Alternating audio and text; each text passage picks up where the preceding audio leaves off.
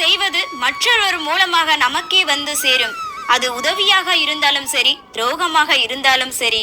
நீங்கள் செய்த நன்மை தீமைகளை காலம் குறித்து வைத்துக் கொண்டு நேரம் வரும்போது அதை உங்களுக்கு திருப்பிக் கொடுக்கும்.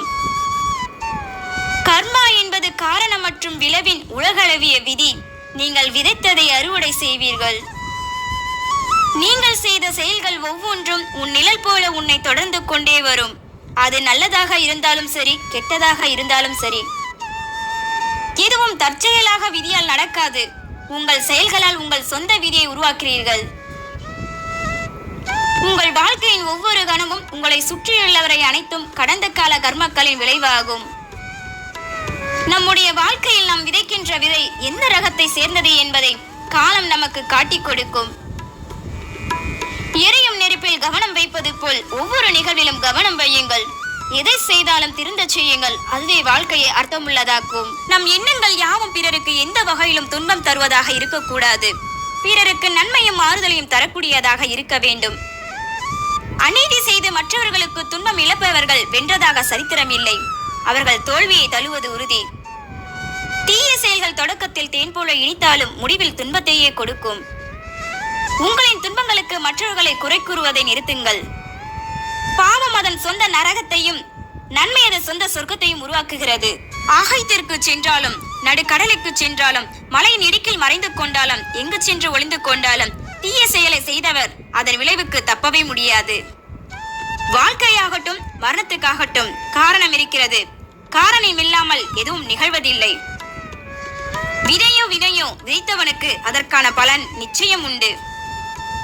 எப்படி அவருடைய நிழல் அவனை தொடர்கிறதோ அப்படி நேர்மறையான மனத்துடன் செயல்பட்டால் இன்பமும் அவனை தொடரும். ஒவ்வொரு மாற்றத்திற்கும் ஒரு காரணம் உண்டு. காரணமின்றி விளைவில்லை. இவை இரண்டும் இணைந்து செல்கின்றன. உங்கள் மகிழ்ச்சிக்கும் துன்பத்திற்கும் நீங்களே காரணம். உங்கள் மீதுள்ள குறைகளை கவனம் செலுத்துங்கள். நல்வழியில் நிர்வகிக்கப்பட்ட மனம் மனிதனை செம்மைப்படுத்தும். அதனால் வரும் நன்மையும் எல்லையற்றது. தூய்மையான சிந்தனைகளும் செயல்களும் ஒருவனை தொடர்ந்து வரும் நிழல் போல என்றும் அவை ஆனந்தத்தை தரும். அக்கறையின்றி செய்யும் எந்த செயலாலும் பலனேதும் உண்டாகாது. வாழ்வில் உண்டாகும் நன்மைக்கும் தீமைக்கும் அவரவர் செயல்களே காரணம். துன்பத்தை ஒழிக்க விரும்பினால் மனதை தூய்மையுடன் வாழுங்கள். பாவச் செயலில் மறந்தும் ஈடுபடக்கூடாது. அது பழுது பயன் விளைவிக்கும் போது தாங்க முடியாத வேதனையை உண்டாக்கும்.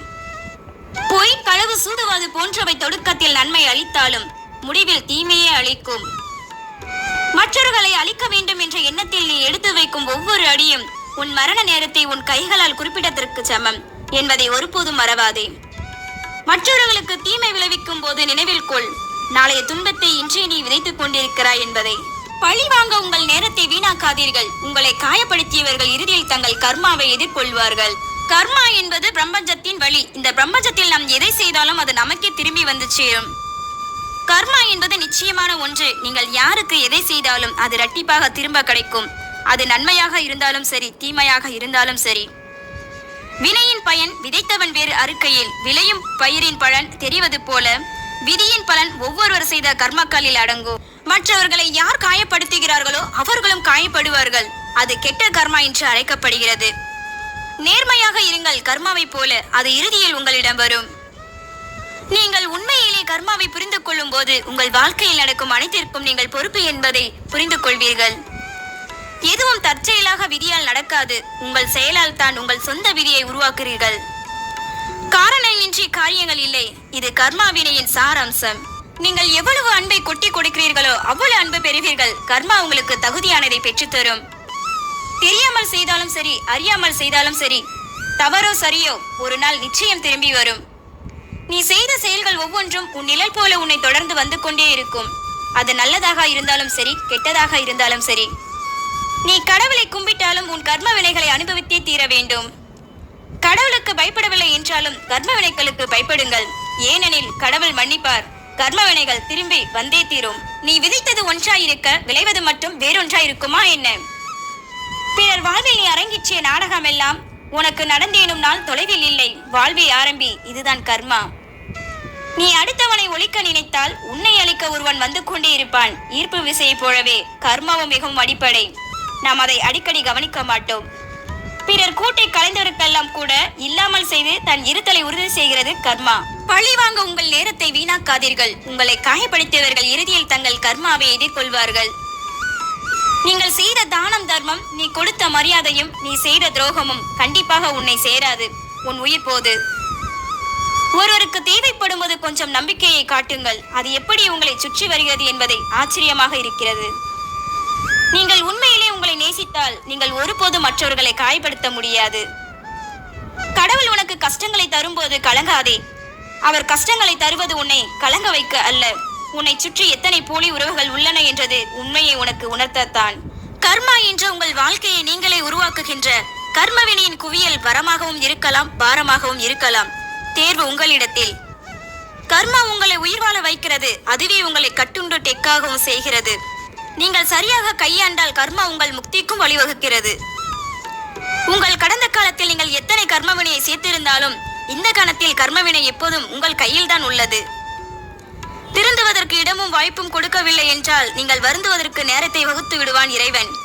செய்த தவறை மீண்டும் செய்யாதிருங்கள். நீங்கள் குற்றம் செய்யும் போது கடவுள் உன்னை பார்க்கிறார். நீ தண்டனை பெறும்போது கடவுளை நீ பார்க்கிறாய். கோவிலுக்கு சென்றுதான் புண்ணியத்தை சேர்க்க வேண்டும் என்பதில்லை. யாருக்கும் தீங்கு செய்யாமல் இருந்தாலே கோவிலுக்கு சென்றதுக்கு சமம்தான். நன்மையோ தீமையோ அவரவர் செய்யும் செயல்களுக்கு உண்டான பலனை இன்று இல்லையானாலும் என்றையாவது ஒரு நாள் நிச்சயம் அனுபவித்தே ஆக வேண்டும். ஒருவர் உன்னால் மனமுடைந்து இறைவனிடத்தில் முறையிட்டு அழும் நிலைக்கு ஒருபோதும் கொண்டு வந்து விடாதே. உடைக்கப்பட்ட மனங்களின் வேண்டுதல் இறைவனிடத்தில் அத்தனை பலம் மிகுந்தவை. உங்கள் பாவ கணக்கில் சேர்ந்துவிடும். வாழ்வின் நிலையாமையை பற்றி ஒரு கணம் சிந்தித்தாலே போதும். தான் என்ற ஆணவம் அழிந்துவிடும். நேரமும் சூழ்நிலையும் எந்நேரமும் மாறலாம். வாழ்க்கையை யாரையும் மதிப்பிடவோ காயப்படுத்தவோ வேண்டாம். கர்மா ஒரு கொடூரமான எஜமானி. நாம் பிறருக்கு செய்வது மற்றொருவர் மூலமாக நமக்கு வந்தே சேரும். அது உதவியாக இருந்தாலும் சரி, துரோகமாக இருந்தாலும் சரி, அதுவே கர்மா எனப்படுவது. வலிமையான நபர் பழி வாங்குவதில்லை. அவர்கள் கர்மாவை அதுக்கான வேலையை செய்யட்டும். கர்மா உங்களை கவனித்துக் கொள்வார். நான் என்னை கவனித்துக் கொள்வேன் என்று உறுதியளியுங்கள். நல்லதை செய்யுங்கள், நல்லது உங்களை பின்தொடரும். பொறுமையாக இருங்கள். உங்களை இலக்க தேர்ந்தெடுத்தவர் ஒரு நாள் வருத்தப்படுவார். கர்மா அவர்களை பார்த்து கொண்டிருக்கிறார்.